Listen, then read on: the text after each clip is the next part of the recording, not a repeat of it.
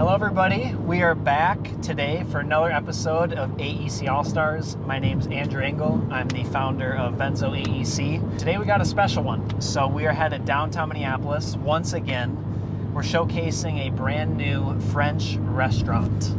It's Maison Margaux. I don't know how to pronounce it, I'm still working on that. This is kind of the talk of the town right now. So this is David Fhima's new restaurant. He also owns Fhima's downtown, and then a couple other restaurants as well. They went French this time, so I'm interested to pick his brain, show you guys the new space, and yeah, we're gonna take you for a ride.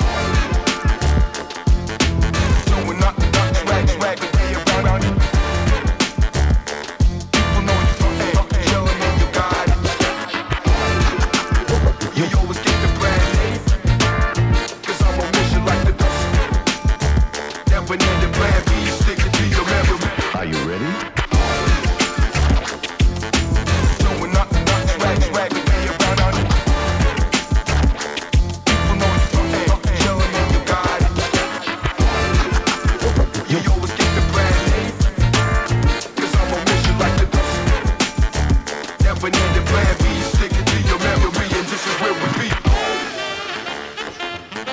Tony. Hey, how you doing? Good, nice to see you. Welcome to Maison Margaux, first of all.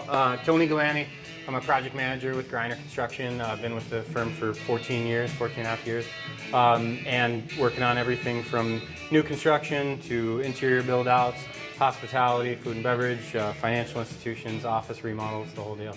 So here we're in the main bar, main level bar.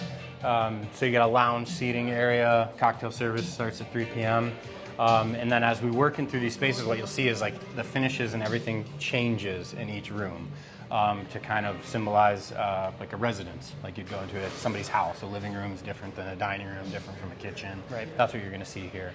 So in front of us there is the main entry, so that's where people are coming in, all patrons are because we coming came up in through the side door. We came in through the side door, and that's the valet. So they do have valet service, and that's where you'd come in if you valet your car. And then this is one of the main dining rooms out in the front. Host stand up here, private dining rooms are on the side over here, and then in the back side by the kitchen. And then what you see behind too is chef's table, large community table, and then the expo line where you can see the exposed kitchen and kind of all the action happening while you're dining here.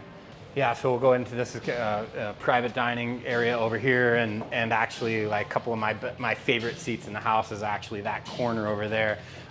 You get a little bit of the street ambiance and what's happening on the sidewalk, as well as one of my favorite feature pieces here, which is the center feature stair.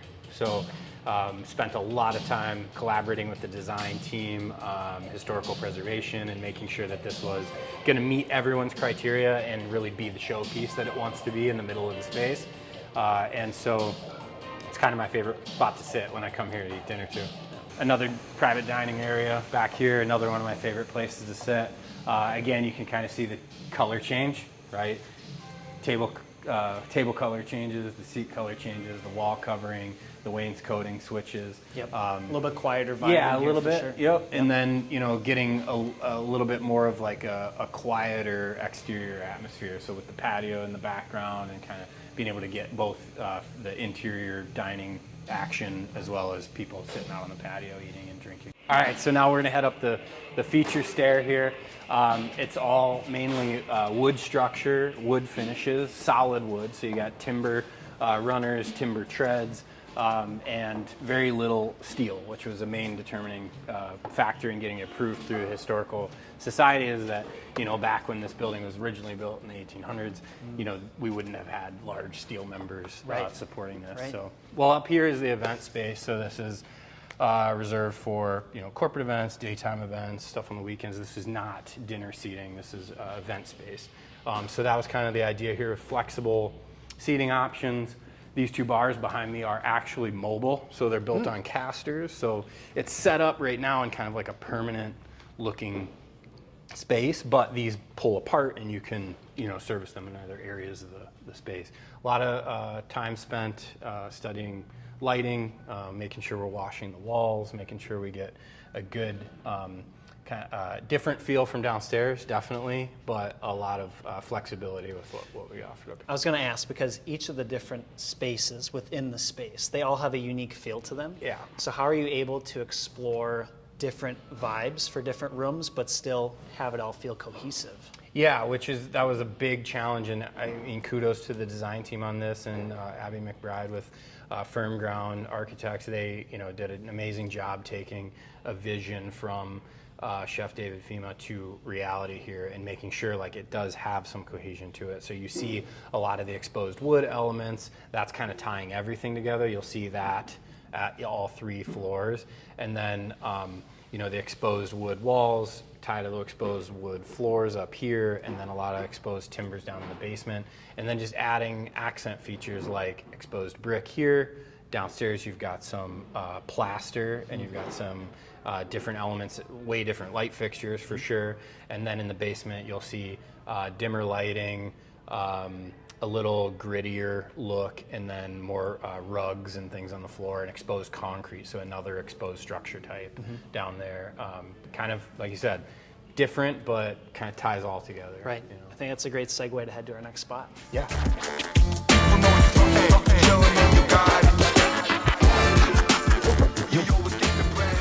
So we'll go down to what they're calling the Speakeasy, and you're already smiling. Yeah. Which is kind of, I've been down here a couple times. usually the impact that it gets. Yeah.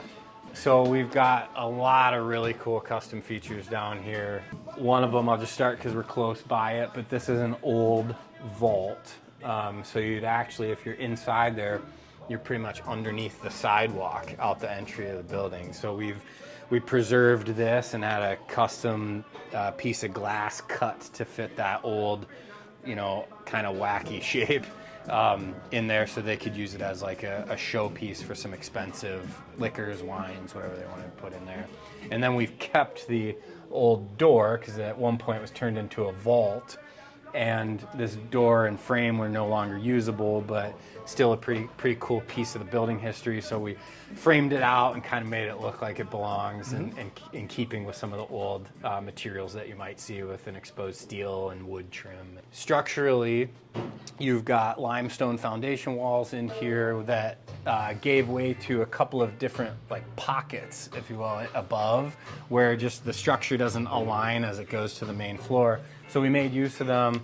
Another great idea by Chef Fhima is we built in custom cabinetry. Yeah, so the bar, this is, it's a custom light fixture. This whole top is actually technically one big light fixture. So this was built and designed by Fixed Electric, a local company that's what they do, is super custom, challenging little projects, and this was a big project. Another thing, as we walk through it, you'll see all the surfaces in this space are Cambria products. Down here, another thing to note too is we've got some kind of private space behind the wine cellar, so you can kind of see inside there. We got some soft seating set up, and this was another piece that he wanted into the design, Chef Fhima, that is, from the very start, was having a space to showcase a lot of wines. And so we wanted to be able to do that, but not take away from the seating opportunity down here. And so I think we accomplished that by a custom wine rack and a layout here that, again, has to concede with the existing conditions of 120-year-old columns and structure placements. And then the booth seating wall along the side that we kind of jumped past, but these are all custom booths, and you may notice some columns in the background. So we had to do a fair amount of structural reinforcement to this building, changing it to an assembly space so it could take on the additional foot traffic of a restaurant and event space. And so with that, we had to do some structural reinforcement of the existing columns. There's some new footings and foundations under those existing columns, and then on the perimeter we've had to add columns and beams on the sidewalls to support that additional load above.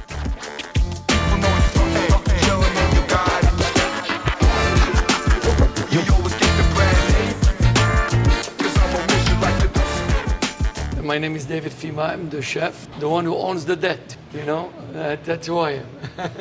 So obviously this isn't your first restaurant. What made you choose more of a French vibe for this one? Well, that's my background. I mean, I was born in Casablanca, Morocco, which Morocco is a French colony.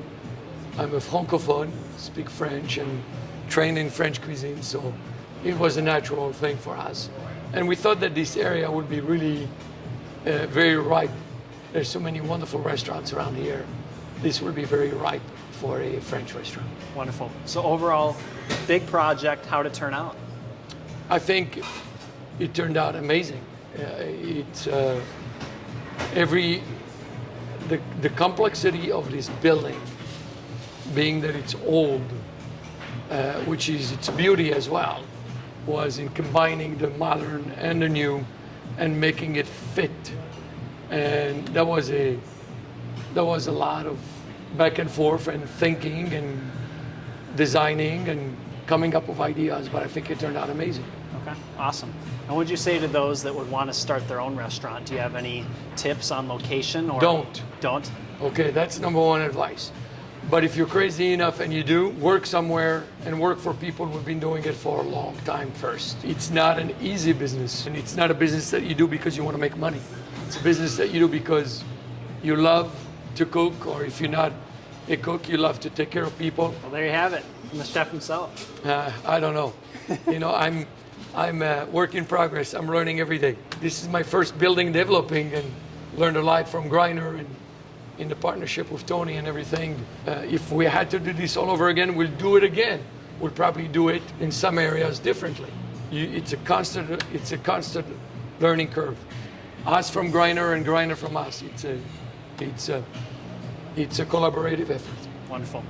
Thanks for your time. It's my pleasure. Great to have you guys here. Are you ready?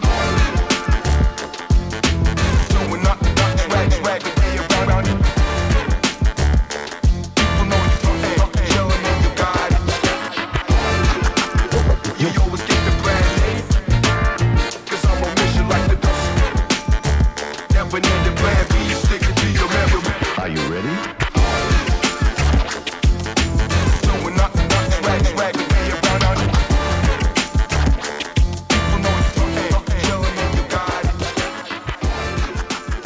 Well, obviously you can't come to a place like this and not have a cocktail, so huge shout out to Brady for making us some great drinks. So I got a smoked old fashioned here. And a rhinestone cowboy. Rhinestone Cowboy, so here we go. Cheers. Cheers.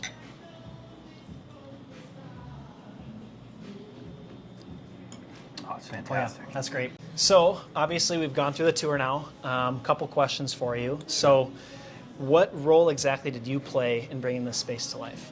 So, as a project manager for a construction company, I mean, we're the first person to the table discussing vision, concept, so we can start applying some constraints to it, whether it's budget, schedule, you know, those kinds of things are usually the two main factors, or what's it going to cost, how long is it going to take, you know. How did it turn out as opposed to kind of what the initial concepts were? Do you think it was an overall success? Oh, yeah, I definitely call this a success in pretty much every category, but particularly how you asked about, you know, the design concept to the final product. If you look at the initial concept imagery, so the design boards, the color palettes, the concept photos that are ideas that are taken from other locations. Sometimes they're just hand sketches that are created via the design team and the owner, you know, just kind of going through his vision for it. They match almost identically to some of the critical features here. One of the main pieces being this overbar feature in the lounge. This was a photo. There was a main picture that we based our concept off of, and then several others that were clipped together to cover a couple of the features separately, and then we just had to figure out how to put it all together. Well, that pretty much sums up Maison Margaux, which I finally learned how to pronounce. But before we end, I just wanted to know for our viewers, if people want to get in contact with Greiner Construction, how would they go about that? Oh, sure. Yeah. Well, you can find us at greinerconstruction.com, and from there you'll be able to see our team. You'll find me on there, on LinkedIn, Tony Ghilani. We have a number of really talented professionals and talented construction managers, and you'll be able to see all of our market leads depending on what your industry is, and we service all of them. So you'll find somebody there that's a professional in each capacity. Wonderful. Check out the website, greinerconstruction.com, which was just recently revamped by your studio, Vnzo, and is really an incredible product. So thank you for that too. Yeah, well, awesome. And thanks for taking the time today to show us this. And I'm sure you got to get back to it. So, yeah, I do. Awesome. Well, thank you for that. And thanks for watching. This has been Maison Margaux. We're going to be showcasing more projects like this and highlighting firms like Greiner Construction over the coming weeks and months. So be sure to subscribe and follow us on social media. Are you ready?